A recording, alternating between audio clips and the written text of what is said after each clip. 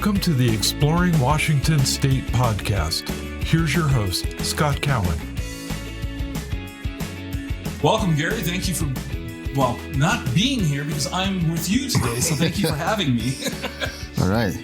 Well, I'm just, I was amazed that you got a hold of me, I guess, through Facebook, or how'd you get a hold of me? We found you through a YouTube video. Oh, okay. And you were playing, looked like in somebody's house. That is my shed. Your shed, okay. And my daughter said, hey, check this out. And I did. And so I Googled you a little bit. We found you on, I think, somehow I found an email address. Okay. And I emailed you. And you promptly did not respond until your wife did. And she says, hey, he's old school. Here's his phone number. Give him a call. And so I called you. Next thing I know, we're sitting here in this interesting space, and we're going to talk about you. Okay. I'm not good about talking about me, but that's all right. I mean, I'll answer any questions that you may have. Well, first off, we're in Walla Walla, just to give people context. You're from Walla Walla. Yes. You've had an interesting musical career outside of Walla Walla. Yes, I have. And in Walla Walla. So why don't you just tell us, how'd you get started and why'd you leave Walla Walla when you did? Let's start with that. Well, how I got started, I remember watching, I think it was the Ed Sullivan Show. Okay. And the Beatles came on the show. Ooh. And so I saw, all those girls screaming and all that kind of stuff. And I thought, man, that's what I want to do. And so my parents got me a guitar for Christmas, and I started playing it. And every day, I played it every day. I took it to the bathroom with me. That's how bad I was. And then I remember this guitar. It was called an Airline. It was from Montgomery Wards, acoustic. And one night I fell out of my bed and I fell on the guitar because I had it right by my bed, and I broke it. Oh no! I crushed it. Oh. And so I was bummed, but my parents were pretty cool. They got me my first electric. Okay. And then I thought, man, electric guitar and amplifier. I'm starting a band now. What was the guitar? Montgomery Wards. Okay. Okay. Montgomery Wards amp. Anyway, a few of my friends, they were starting out too, so we would get together and just jam. We didn't know what we were doing, but we thought we were making music. And fortunately for me, there was a couple friends of mine who were a lot older than me, but they kind of took me under their wing. And they just start showing me stuff, They just practice this, Gary, play this, try this chord, do this, And it was the music that they were listening to was the same kind of music I wanted to listen to. But during that time period, like a lot of my friends, they were like into Led Zeppelin. And I wasn't really into that kind of stuff. Okay. Because my parents were from down south, and they were not playing Led Zeppelin. They were doing, the blues and R&B, Wilson Pickett, James Brown. And so that kind of music for me was easy to play. For me, Led Zeppelin was not easy to play.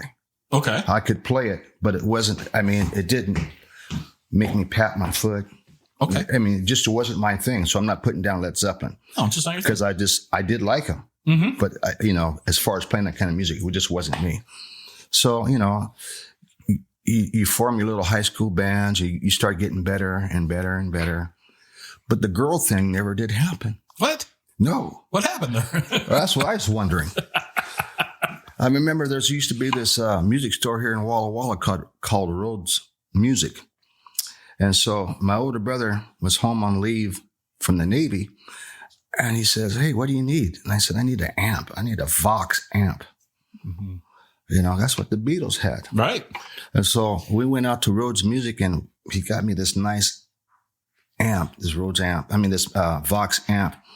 And I remember the owner of the place telling me, he goes, yeah, I had a guy come in here and buy one of these Vox amps about a week ago.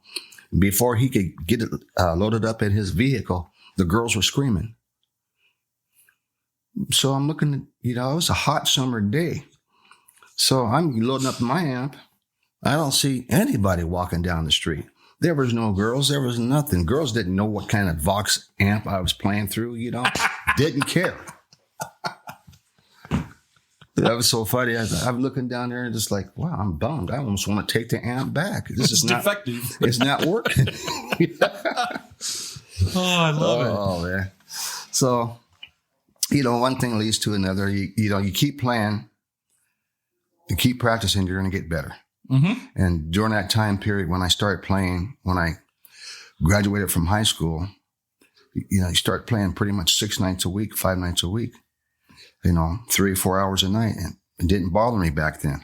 Right.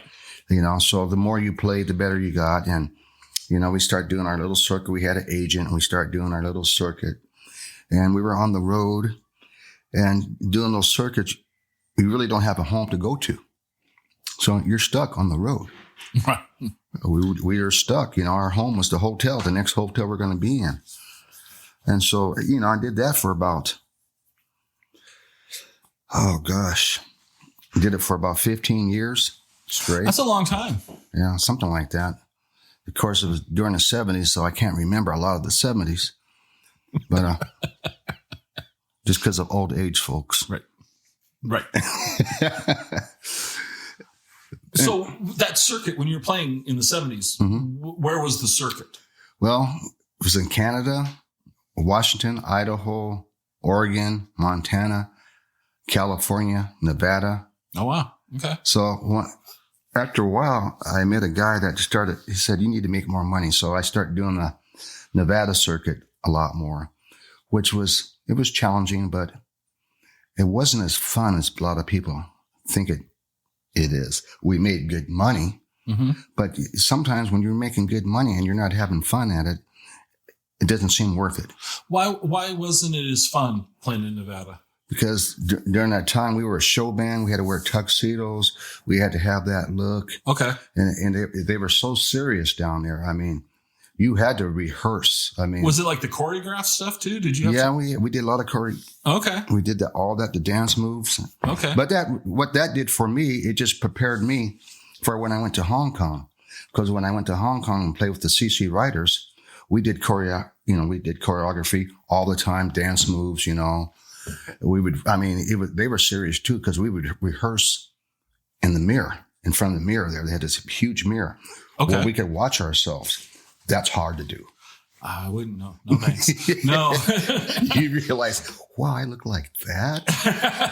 Oh, man. Yeah, but, it prepared me, and,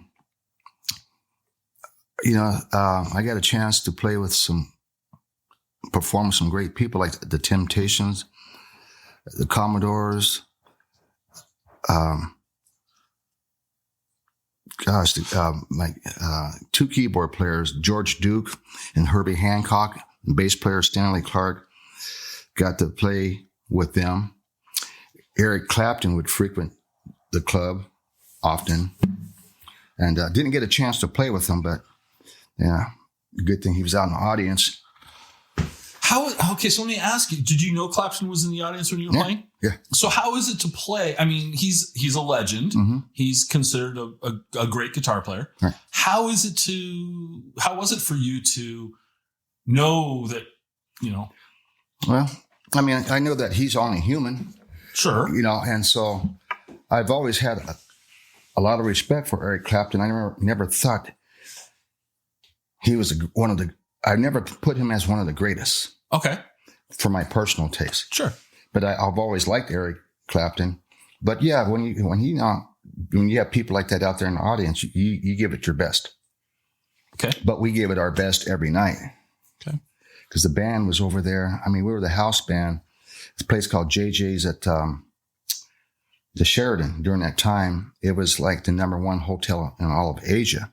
Oh, wow. Okay. So, it was like a 4,500 seater, 3 levels.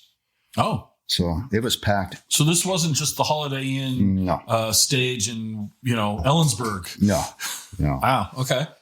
And, that particular gig opened it up. So we got a chance to play in China. We got a chance to play in, when I was with the band, we played in Taiwan. Okay. Taipei. And,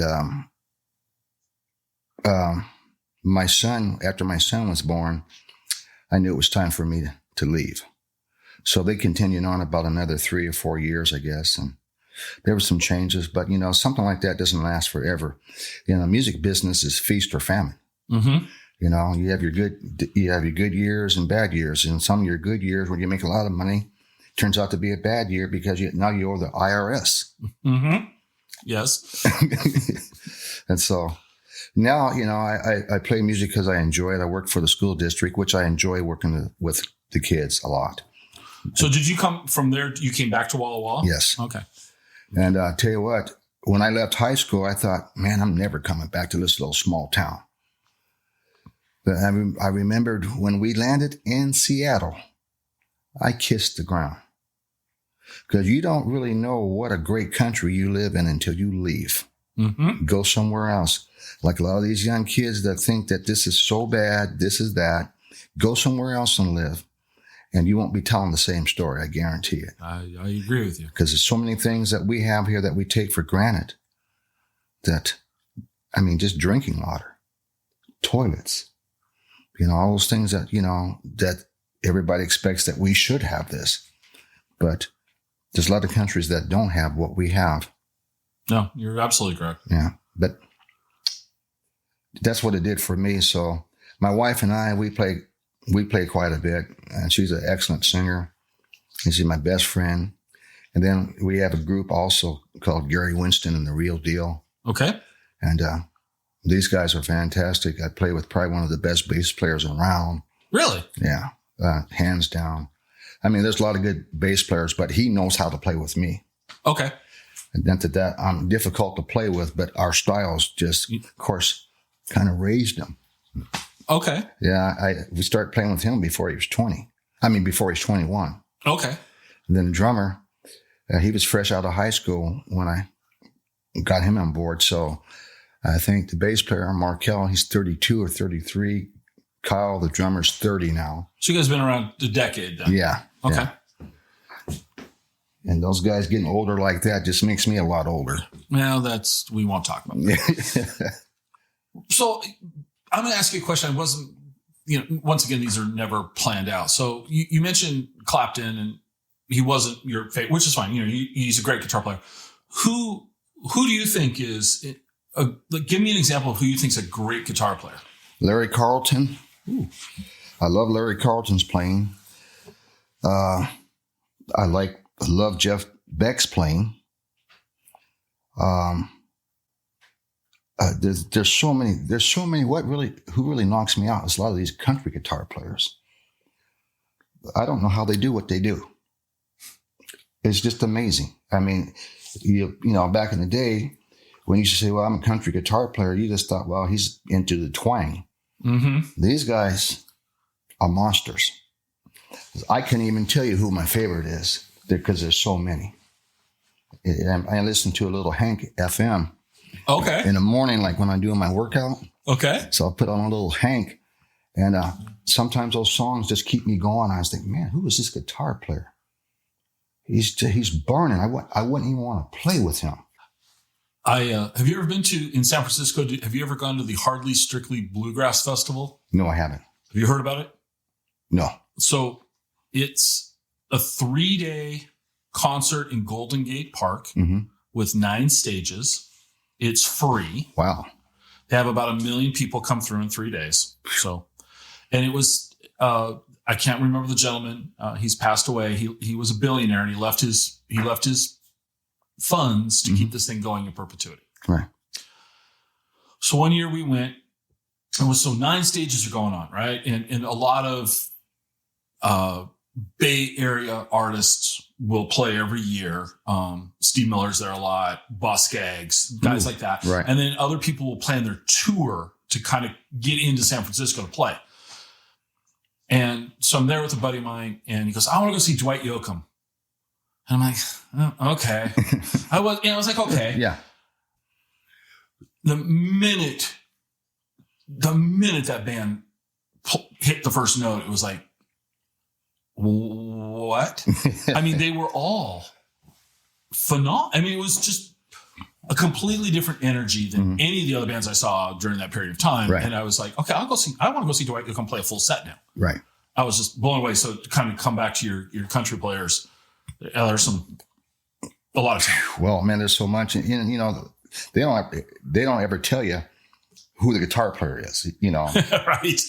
You just, and you know, I love Prince. Prince put on one hell of a show live. I never saw him. Prince is just amazing. I mean, I like music, so you know, I just don't listen to one type. I have my favorite, you know. Okay. But it all depends on what kind of mood I'm in. Sure.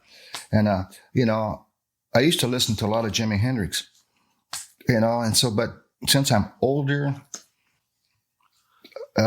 more mature, I guess. I mean, I listen to him. I go, wow, that was incredible. But it doesn't move me the way it did back in the 70s. Okay.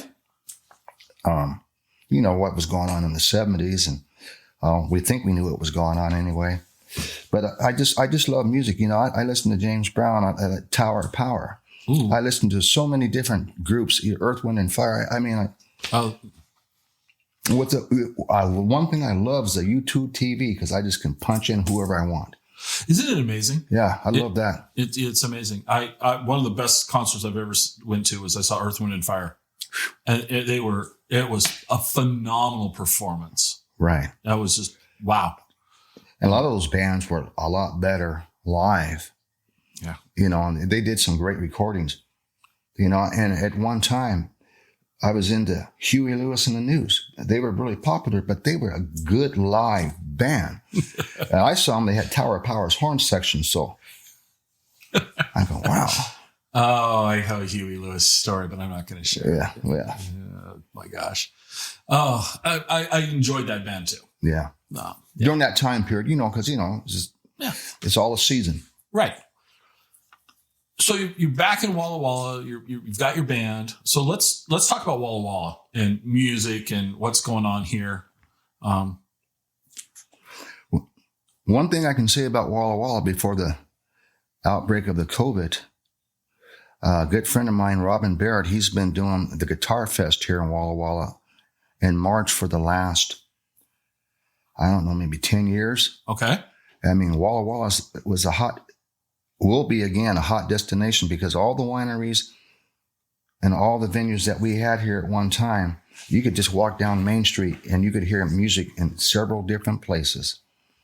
Good music too. And, you know, the COVID, that killed it. And, but I believe it's coming back. Like, we're playing tomorrow night, like my wife and I, and our good friend of ours, Doug Scarborough. We're doing a little trio, 2-hour gig. Okay. And just kind of slowly but surely, you know. So where are you guys playing tomorrow? A place called Guard. Guard? Yes. Okay. Tasting room. It's pretty much First and Main. People here in Walla Walla know exactly where it's at. Okay.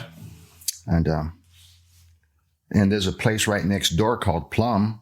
We play there quite a bit, quite a few musicians come through there and play, and they're starting to ramp it up a little bit. Okay. So in Walla Walla, where's a good venue to play at in Walla Walla? Like, because there seems to be a disproportionate amount of venues like that have the potential for music here. I mean, I joke, the first time I came through Walla Walla in downtown, I was like, there's more wineries here than there are Starbucks in Seattle. I mean, I was like, wow. Well, just about all your wineries, you know, tasting rooms, you know, it's some form or another, they'll have music in there, whether it be a duel.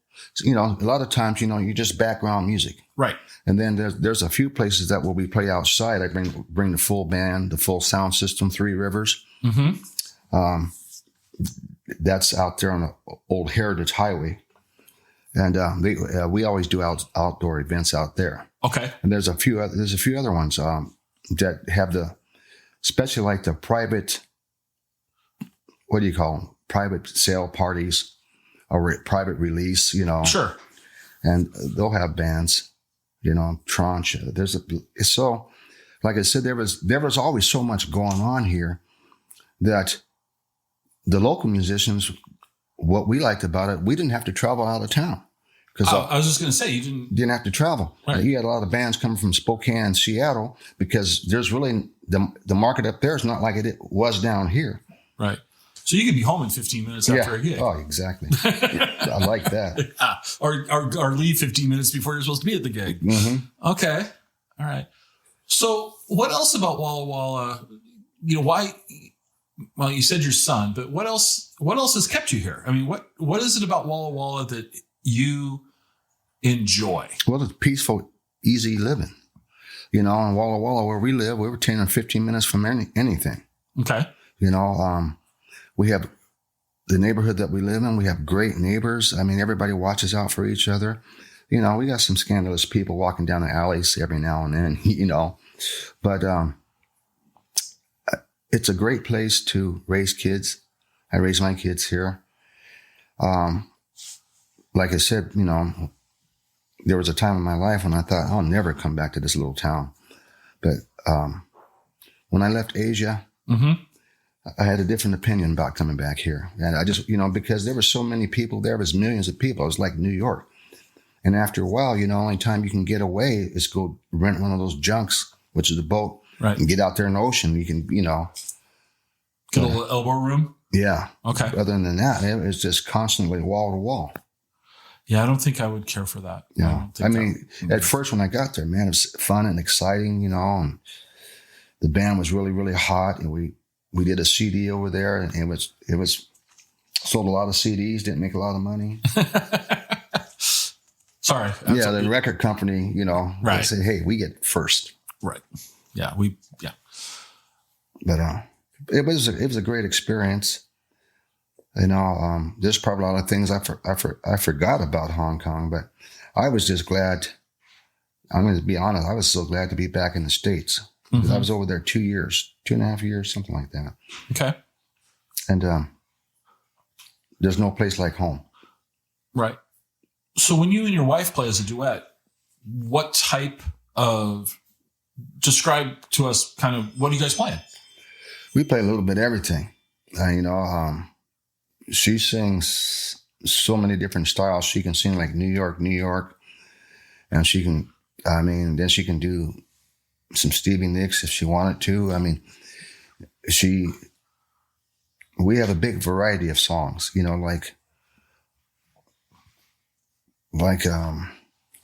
course my mind would go blank. Oh, like some Jimmy Buffett, Okay. Stuff like some stuff that people haven't heard in a long time. Right. Because, 9 times out of 10, the crowd we're playing to is our age. So they remember those same songs, we'll throw some, as they say, oldie but moldie. But we play stuff that people are like, wow, I haven't heard that in a long time. Right. We try to play songs that's going to bring back some good memories for people. Because, you know how it is when you hear a song that you haven't heard in a long time and it's one of your favorite songs, you can remember exactly where you were when you first heard that song. Oh, yeah. It takes you back into time and place. Yeah. You know exactly what you were doing. Right. So that's, to give you a list, we have a huge list. We could actually do a couple nights without repeating the same songs. Okay. As a duo. And same with the band. The problem is sometimes you forget a lot of those songs.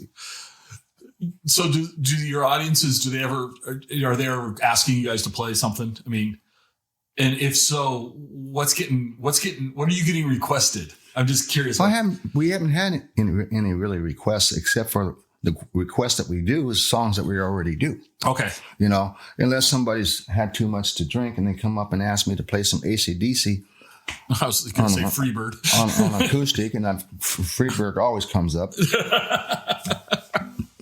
I don't know why that is. So they ask you to play some AC/DC. Yeah. And it's like, my wife goes, have you been listening to us? I was going to say. Because we haven't played anything close to that. That's funny. Yeah. Well, people are fun, aren't they? Yeah. We get entertained as well. Yes. Yes. Well, you've got a guitar there. I'm going to put you on the spot. Okay. I hope it's tuned. Well, we'll find. Well, Terry's talking about, playing rhythm, and a lot of times I'll try to put a bass line to it. Like, for example, I do this blues song, goes like this.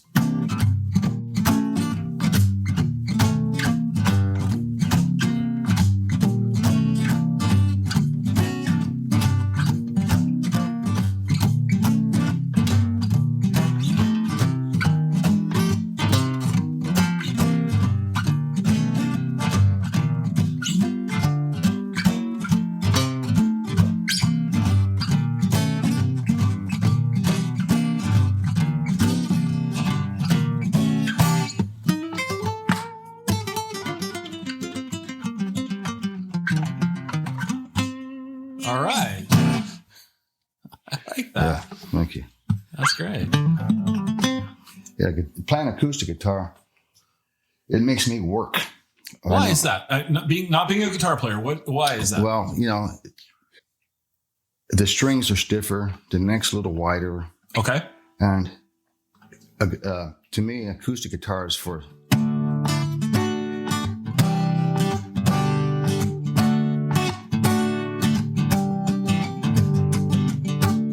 It's not, you can play the blues.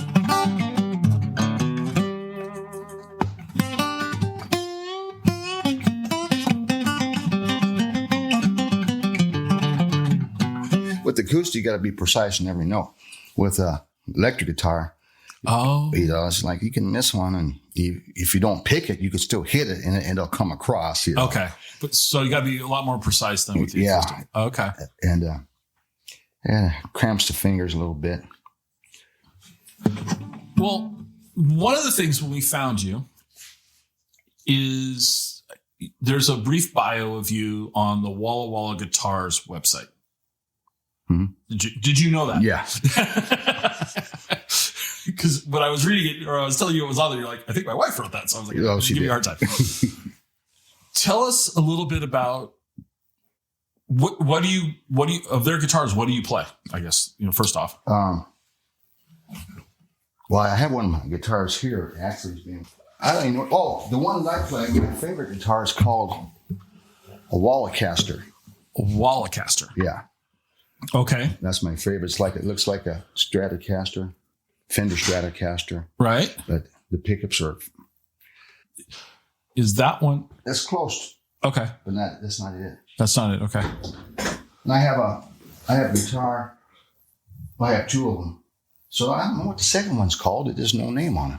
Okay. So how long have you been playing their guitars? Oh, I think 5 years. Okay. 5 years, maybe 6. And myself personally, I think the guitars are fantastic. I haven't had any problem at all. Those guitars do everything that I wanted from a guitar, for me personally. I know there's a lot of guys are probably a lot more pickier than I am, but... So let me ask you this: through all the years of playing, I can't talk. Did a guitar get away? Like you had a guitar and you sold it. Is there one that, you like, I wish I would have kept that? Well, no. Actually, one got away because somebody stole it. Okay. It was a 1952 Jazzmaster, a white one. And we were rehearsing, and it happened here in Walla Walla. And we were rehearsing one day, and we went to the store or get something to eat or something. And I came back, and all my stuff was gone. Everything else was still there. TV, stereo, keyboards, drums, bass, saxophone. And I thought, man, I got set up.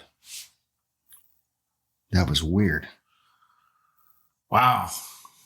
So that was one that got away from me that, I didn't, taking guitars to the pawn shop, you know when you do that, you're not going to get it back 9 times out of 10. Because if you didn't have the money in the beginning, then, because you know how that is. It just... You're probably not going to have the money when the tickets do. Right. Right.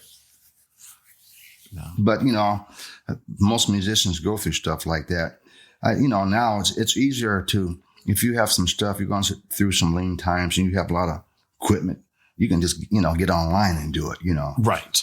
And it's a lot more convenient and you don't have that walk of shame.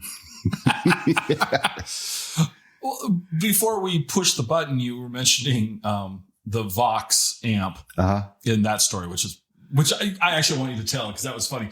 But from an amp standpoint, is there been another amp in your career that you really like the sound that you were able to produce with it? Well, it keeps coming back to the same, the Fender Twin Reverb. Okay. I tried out a lot of amps, and but overall sound in the studio, on stage, for me, that's one of the best. I'm not playing through that right now. I'm playing through a Kilter, which it's light. Mm-hmm. So, being older, the Fender's a little too heavy now. Right. Okay. Fair enough. So I play through this one when we play live with the band. And it sounds good. I like the way it sounds. And, I've heard it on recordings and it sound fine to me. Okay. I'm not, maybe I should be, but, I haven't been really picky about my sound, because I figure my sound is going to change along with my technique. Okay. And so what I've been picky about is not so much the amp, but my technique. Okay. Because different amps, I'll have a different technique for different amps. And some, I know a lot of guitar players don't practice that, or that's not important to them. What's important to them is being picky about the guitar, or, to make sure that this and that's all perfect, Mm-hmm. Then you go through all that and then they don't play very well. It's like, wow, music shouldn't be that complicated. Okay. That, in my opinion. Because, Okay. I can just usually just plug in and go. Not everybody has that, and not everybody's comfortable with that. So I'm not saying that because I do that, I'm all that. And just so how often are you practicing these days? Do you still put in a lot of time practicing? No. No? Okay. No, I do. We'll cut that. No, just kidding. I do practice. But, I try to practice stuff I don't have down. So what are you working on? What are you practicing lately? It was a song called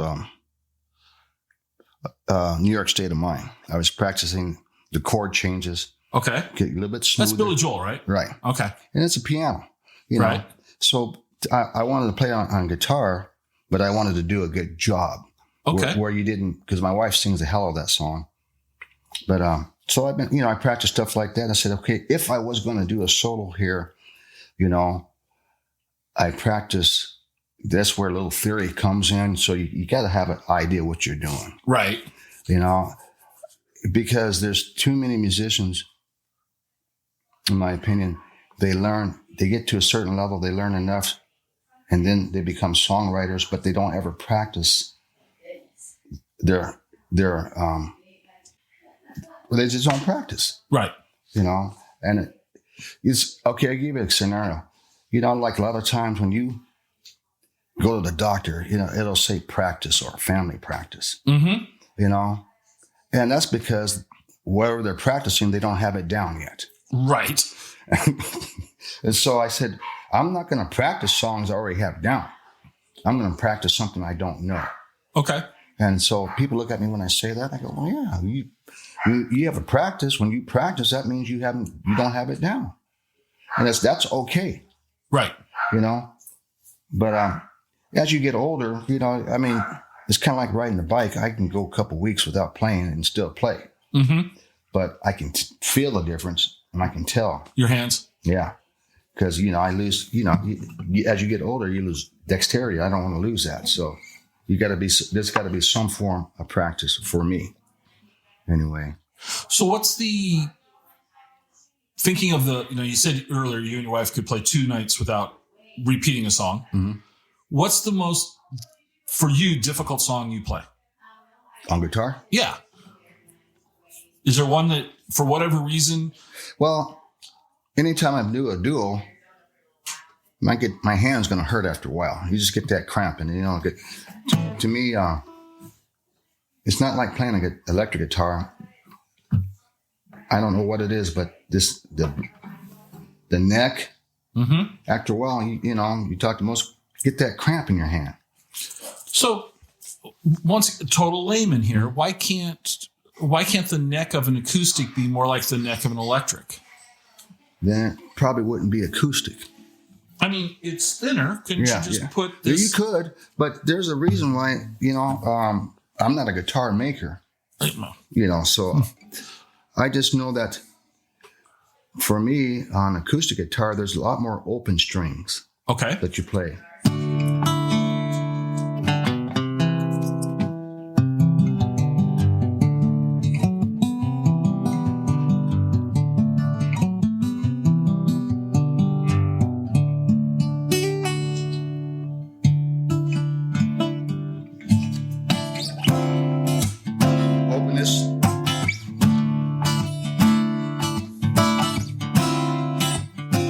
You can still do that on an electric guitar, but it's not going to sound the same. Right. And so acoustic has a sound all of its own. I know that there's a lot of effects out there that you can plug your electric guitar in to make it sound close to acoustic, but is often imitated but never duplicated. So what do you play? What is your acoustic guitar that you're playing these days? Takamine. Okay. And I've pretty much worn this one out. It was like just... Yeah, I've worn it out. You've worn it out. Yeah. Okay. All right. That's good. That's better than it just sitting there, right? Yeah. They're supposed to be played. Yeah, my wife can get me another one, hopefully. There you go. Yeah.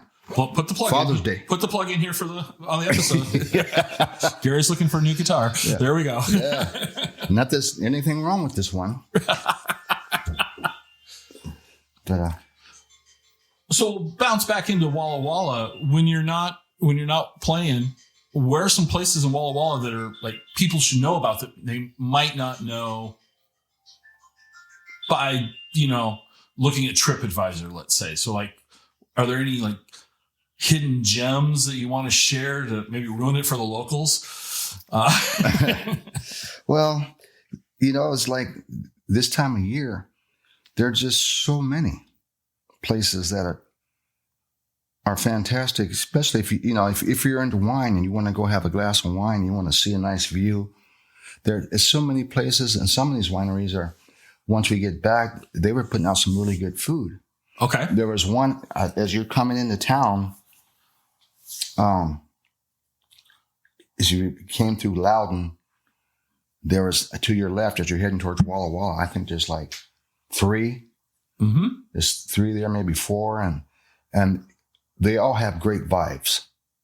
I'm not. I like to drink wine every now and then, but I just, like red wine. I can drink that with food, but it has to be good red wine because my wife worked at a winery, and I've really found out what good wine tastes like. Okay. It's like, wow, I get it now. Before I didn't get it. Okay. Well, I'm going to put you on the spot. Name drop a good red wine, Walla Walla red wine. You can name more than one if you want, but okay. Give us an example. Okay, the place that I think has some of the best wine is called Spring Valley. Spring Valley. It's on a corner of 2nd and Rose, downtown Walla Walla. They have killer. Any of their red wines you're going to love. Okay. See, I'm not good at the names. That's okay. My wife, she's great at that. Okay. Yeah, but so I like Coors Light. Okay. Nothing wrong with Coors Light. Yeah. She goes, "What do you want, Coors Light?" All right. I can chug that. Yeah. So what else? There's this place. I haven't gone wine tasting, to be honest with you. The only time I taste wine is when we play at these places. Sure. So, we tried to go wine tasting. We only made it to one place. That's because she had to sat us down and open up a bottle. Oh, okay. I said, well, this is not wine tasting. Yeah, no. This is wine drinking. Wine drinking. This is professional sport. I told my wife, I go, well, this is probably as far as we're going. This is it. Anytime they tell us, sit down, I'll be right there. Bring the bottle. So I'd love to ask this question, people. and I'll tell you this story here in a second, but where's a great place to grab lunch in Walla Walla?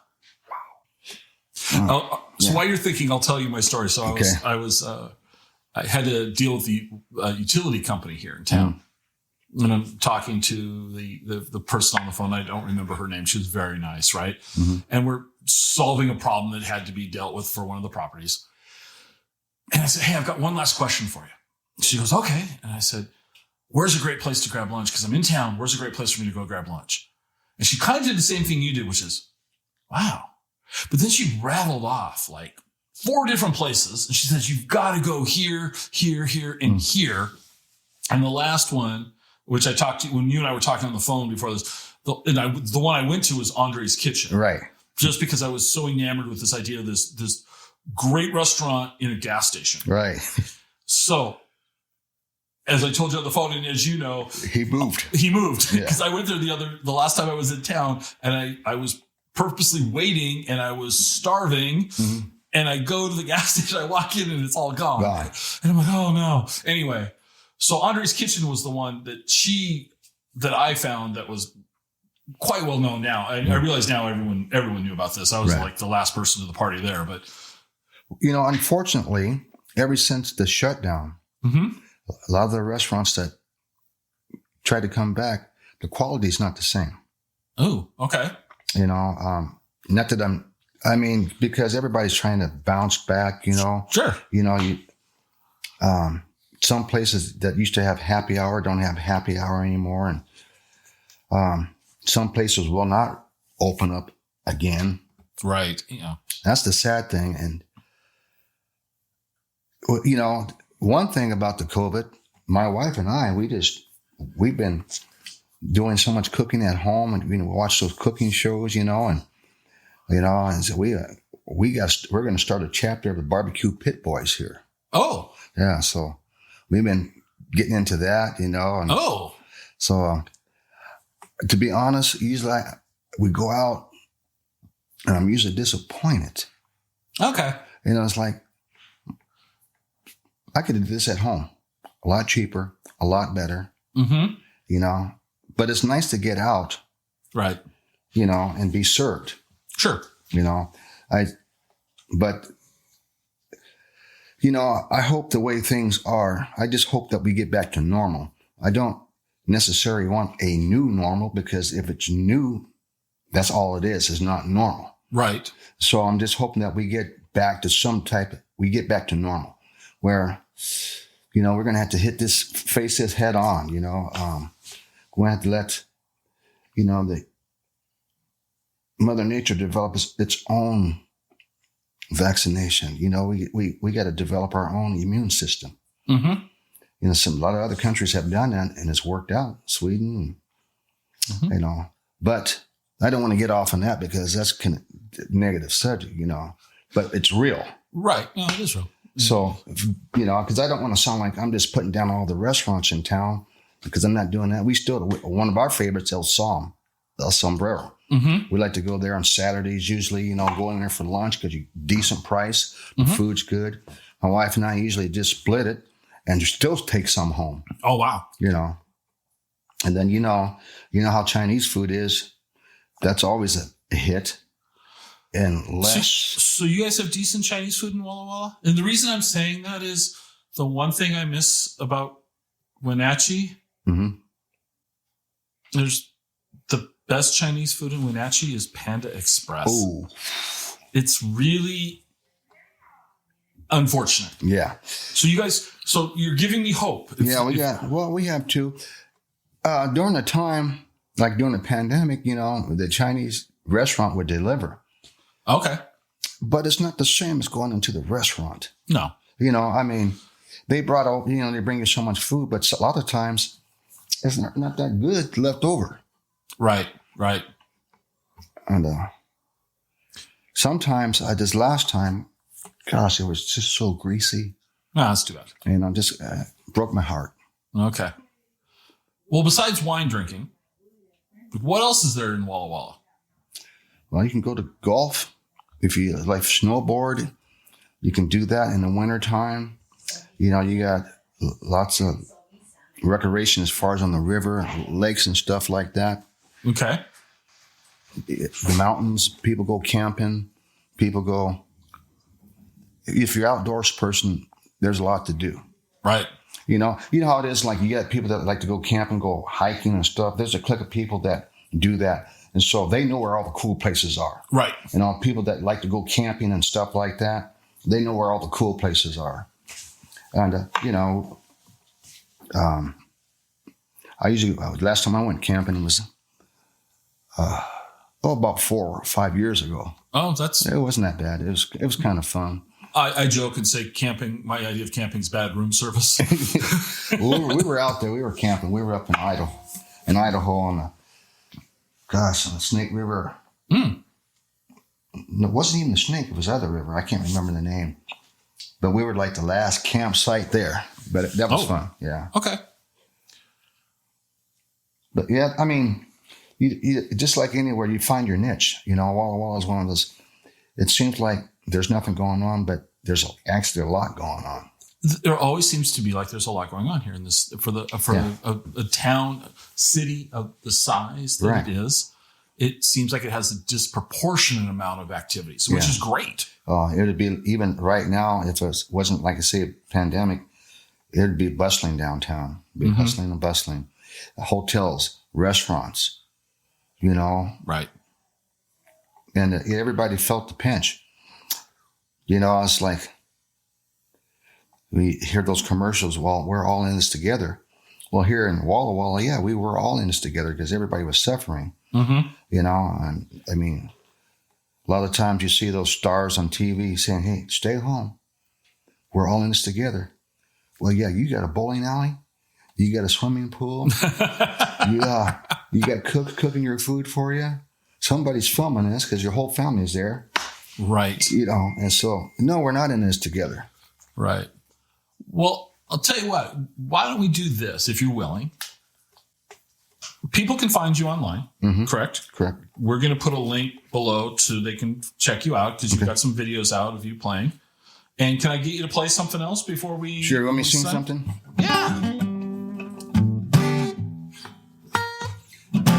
Came out west together with the common desire. Band that we had might set the West Coast on fire. Too much leader had trouble inside. My baby walked out, left me behind. But it's alright, cause it's midnight. I got 2 bottles of wine. The way she left me sure turned my head around. Seems like overnight she jumped up and put me down. 2 months later had trouble inside. My baby walked out, left me behind. But it's alright, cause it's midnight. I got 2 bottles of wine. I'm 1,500 miles from people I know. Been doing all I can, but opportunity sure comes slow.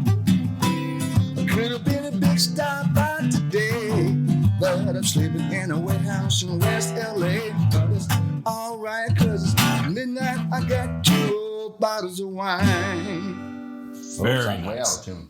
But still. Well, it's live. Live. Live from Daryl's house. Have you ever watched that show? Oh yeah. Yeah, that's an impressive house. So I'd love to do that. Oh yeah. Well, I thank you for setting this up. Okay. Normally I would say thank you for being here, but I'm here. You set this up. Itself, didn't it? I don't know. Let's hope not. Don't hit the space bar.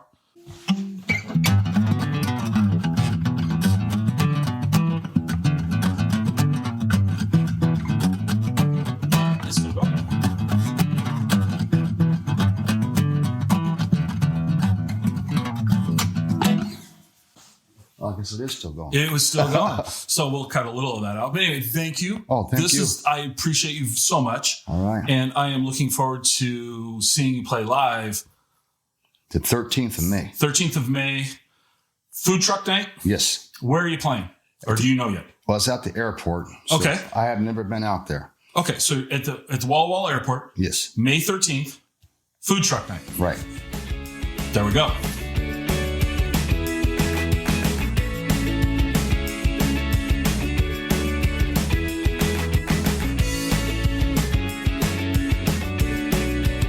Join us next time for another episode of the Exploring Washington State podcast.